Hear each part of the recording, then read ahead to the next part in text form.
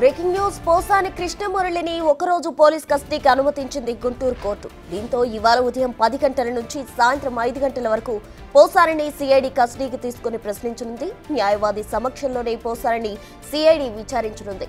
కాగా సిఐడి నమోదు చేసిన ఈ కేసులో ప్రస్తుతం పోసాని గుంటూరు జైల్లో రిమాండ్ ఖైదీగా ఉన్నారు. మరోవైపు ఇవాళ పోసాని బెయిల్ పిటిషన్పై గుంటూరు కోర్టులో విచారణ జరగనుంది. మీడియా సమావేశంలో అసభ్య పదజాలంతో దూషించినందుకు పోసానిపై సిఐడి కేసు నమోదు చేసింది.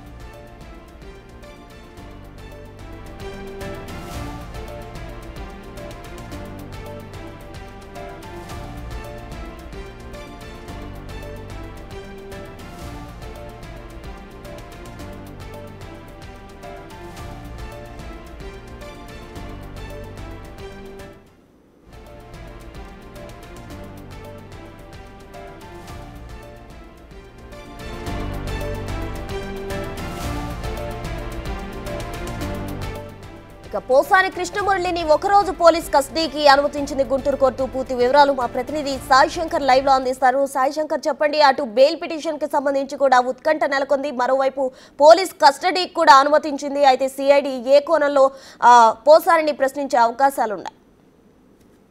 ప్రస్తుతం గుంటూరు సిఐడి పోలీసులు నమోదు చేసినటువంటి కేసులో పోసాని కృష్ణమురళి గుంటూరు జిల్లా జైల్లో రిమాండ్ లో ఉండటం జరిగింది. గత 4 రోజులుగా కూడా ఆయన రిమాండ్ లో ఉన్నారు. అయితే ప్రస్తుతం నిన్న గుంటూరుకు సంబంధించి సిఐడి పోలీసులు విచారణ కోసం ఆయన్ని విచారించాలంటూ కూడా కస్టడీ పిటిషన్ వేయడం జరిగింది. ఈ నేపథ్యంలో వారు వారం రోజులు కస్టడీ కావాలంటూ కూడా పిటిషన్ వేస్తే కోర్టు ఒక్క రోజుకి అనుమతి ఇవ్వడం జరిగింది. ఈ రోజు ఉదయం 10 గంటల నుంచి సాయంత్రం 5 గంటల వరకు పోసాని కృష్ణమురళిని విచారించే విధంగా కూడా పోలీసులకు అయితే ఆదేశాలు ఇవ్వడం జరిగింది. ఈ నేపథ్యంలో ఈ రోజు ఉదయం 10 గంటల నుంచి సాయంత్రం 5 వరకు పోసాని కృష్ణమురళిని గుంటూరు సిఐడి పోలీసులు విచారించనున్నారు. ప్రధానంగా ఈ కేసుకు సంబంధించి వంశీ అనేటటువంటి వ్యక్తి ఇచ్చినటువంటి ఫిర్యాదు ఆధారంగా కూడా విచారణ కొనసాగేటటువంటి అవకాశాలు ఉన్నాయి. ఆ రోజు ఏదైతే పోసాని కృష్ణమురళి హైదరాబాద్ లో ఒక ప్రెస్ మీట్ పెట్టి మోడీ అదేవిధంగా చంద్రబాబుకు సంబంధించినటువంటి సంభాషణకి సంబంధించి ఒక క్లిప్పింగ్, అంటే ఒక ఫోటోని చూపిస్తూ కూడా చంద్రబాబును కించపరిచే విధంగా మాట్లాడటం జరిగింది. అదేవిధంగా ఆ మీడియా సమావేశంలో పూర్తిగా దూషిస్తూ కూడా మీడియా సమావేశం ఏర్పాటు చేసినట్లు కూడా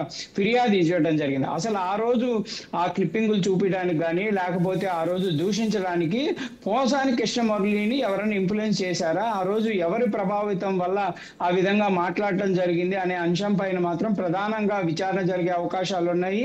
ఆయన ఇన్ఫ్లుయెన్స్ అయ్యి ఆ విధంగా మాట్లాడారా, లేకపోతే పొలిటికల్ గా కావాలని చెప్పి ఎవరైనా ప్రెజర్ చేయడం వల్ల మాట్లాడటం జరిగిందా, ఏ విధంగా ఆ రోజు ఎందుకు ఆ విధంగా మాట్లాడటం జరిగింది, ఎందుకు చంద్రబాబుని అదే విధంగా మరికొంతమంది నేతల్ని దూషించడం జరిగింది అనే దానికి సంబంధించి వివరాలకు సంబంధించిన విచారణ అయితే కొనసాగే అవకాశాలు ఉన్నాయి. మరి ఈ విచారణలో పోసాని కృష్ణమురళి పూర్తిగా సహకరిస్తారా, సిఐడి పోలీసులు అడిగినటువంటి విచారణకు అన్ని రకాలుగా ఆన్సర్ చేసే అవకాశం ఉందా లేదా అనేది కూడా తెలిసే అవకాశం ఈ రోజు సాయంత్రం వరకు ఉంది కాబట్టి తెలిసే అవకాశాలు ఉంటాయి. కంపల్సరీగా అనేక క్వశ్చన్లు అయితే సిఐడి అధికారులు అయితే ప్రిపేర్ చేసినట్టు తెలుస్తుంది. ఒక ఈ కేసుకి సంబంధించినటువంటి అంశమే కాదు, పోసాని కృష్ణమురళి గతంలో పవన్ కళ్యాణ్ కానీ అదేవిధంగా నారా లోకేష్ ని చంద్రబాబుని టీడీపీకి సంబంధించిన ముఖ్య నేతలకి సంబంధించిన వాళ్ళు అదేవిధంగా జనసేన పార్టీ వీళ్ళందరినీ టార్గెట్ చేస్తూ మాట్లాడడానికి గల కారణాలు ఏంటి, అంటే ఇన్ఫ్లుయెన్స్ అయ్యారా, లేకపోతే పొలిటికల్ గా మైలేజ్ కోసం ఈ విధంగా మాట్లాడడం జరిగిందా, లేకపోతే ఏ అంశాల్లో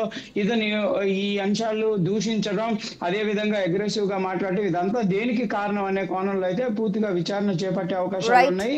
ఎలాంటి అంటే ఇదంతా కూడా న్యాయవాది ఆదివరణలోనే జరుగుతుంది కాబట్టి కంపల్సరీగా సరైన సమయం ఇచ్చేటటువంటి అవకాశాలు ఉన్నాయి. వాటన్నిటికీ అంటే 30 నుంచి 40 క్వశ్చన్లు కూడా అడిగేటటువంటి అవకాశాలు ఉన్నట్లు కూడా మనకైతే తెలుస్తుంది. వీటన్నిటికీ ఎలా రెస్పాండ్ అవుతారో చూడాలి. దాని రోజు పోసానికి సంబంధించి బెయిల్ పిటిషన్ కూడా మూవ్మెంట్ అవుతుంది, వాదనలు జరిగే అవకాశాలు ఉన్నాయి. కస్టడీ అనంతరం right Sai Shankar, thank you.